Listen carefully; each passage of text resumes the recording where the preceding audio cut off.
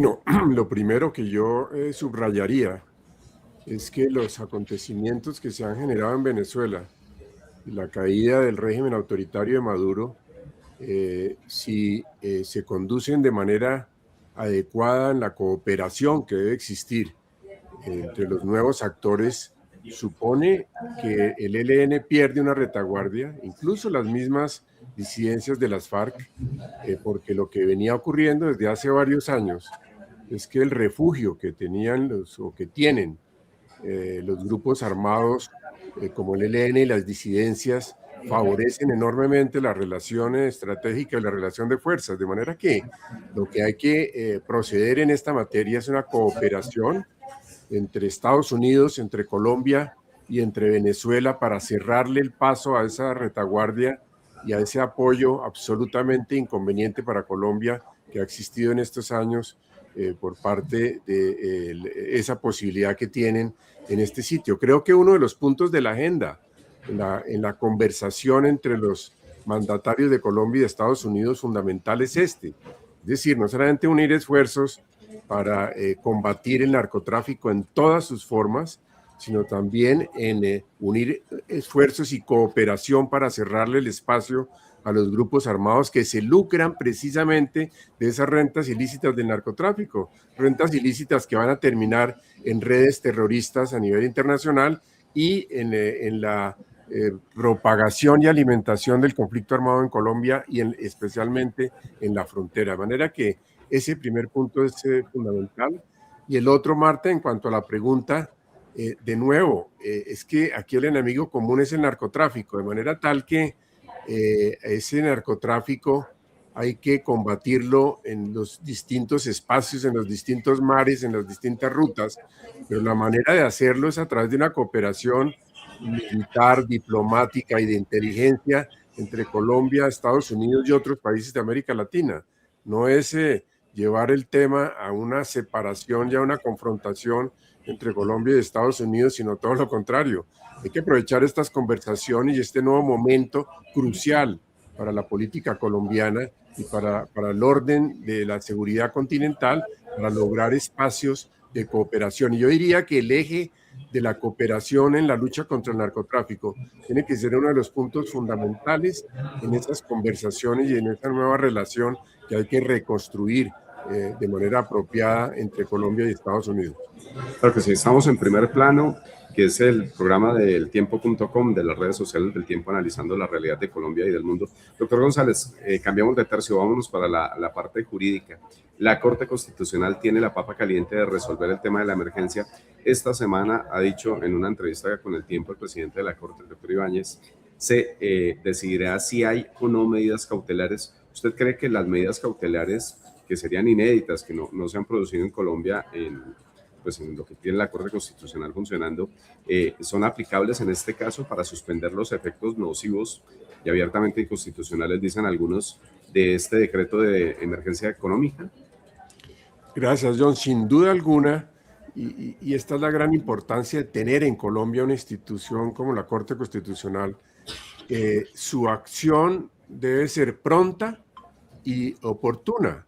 Pronta, porque creo que en la medida en que esto se resuelva a la mayor brevedad, vamos a resolver, vamos a desatar el problema presentado con las gobernaciones, con los departamentos, que permítame señalar que es un zarpazo frente a una protección constitucional que tienen las entidades territoriales, pero además sobre los otros temas tributarios, etcétera. Es decir, la intervención de la Corte Constitucional nos va a permitir zanjar este conflicto, resolverlo de manera institucional y apropiada. Y yo sí considero que es muy importante que los distintos órganos judiciales del país hagan uso de las medidas cautelares, porque es que no puede ser que se cobra primero y resolvemos después.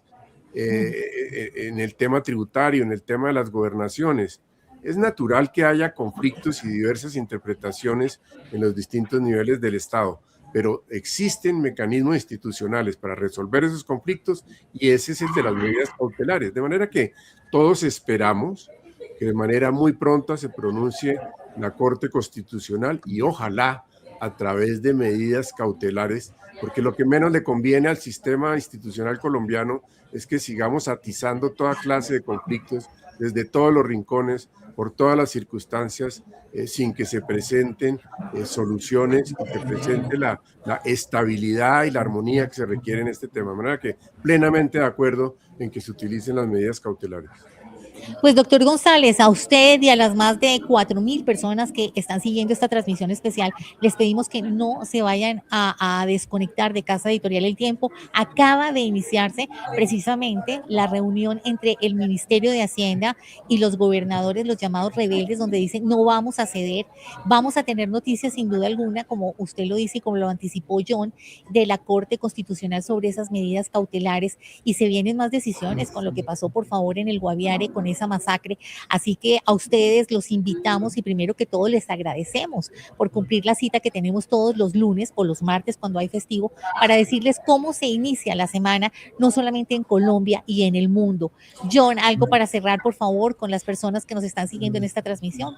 Claro que sí. No, yo le tenía una última pregunta también al doctor González. ¿Cree usted, doctor González, acudiendo a su sapiencia jurídica, y esta es la pregunta final, que ese decreto del salario mínimo puede tener alguna posibilidad de que quede en entredicho o que lo llegue a tumbar el Consejo de Estado? Bueno, todas las normas jurídicas deben tener un sentido de razonabilidad, de proporcionalidad. Desde luego aquí cabe observar que sí tiene el gobierno facultades constitucionales y legales para determinar la cuantía del salario mínimo cuando no hay acuerdos y cuando no hay concertación. De manera que yo creo que este es un tema más complejo, la pregunta es mucho más compleja. Yo creo que aquí tiene que ponderar muy bien el Consejo de Estado los límites de la razonabilidad, así como yo veo que existe una alta probabilidad de la inconstitucionalidad de la emergencia económica, porque no se dan los supuestos de los hechos sobrevinientes que perturben el orden público. En el caso del salario mínimo, pues es una facultad que anualmente le corresponde al gobierno. Habrá que esperar la ponderación que haga el Consejo de Estado. Aquí las probabilidades cambian, cambia el escenario. Habrá que esperar el momento de la providencia, John.